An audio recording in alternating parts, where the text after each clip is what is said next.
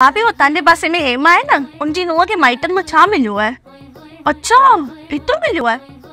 ठार माता ठार पंहिंजे बचड़नि खे। अरे भाभी अची आओ। अरे भाभी की कुर्सी दो भाभी पट्टे न वेही पाई नी। चाची हो ॾिठो तो छागन मां खे मुक्कीअ में त सॼो घर वॼी आयो, ओ सत्संग में ॾिठो तो खाली नुंहं आई तस बस हिकिड़ी। अरे भाभी ताड़ी त वॼायो। अंजू जुम्मेवारी जे घर वई है लाॾनि ते? मां त न वियसि, तू वई हुई न? मुंहिंजे त पुठनि में सूर, मां न वियसि।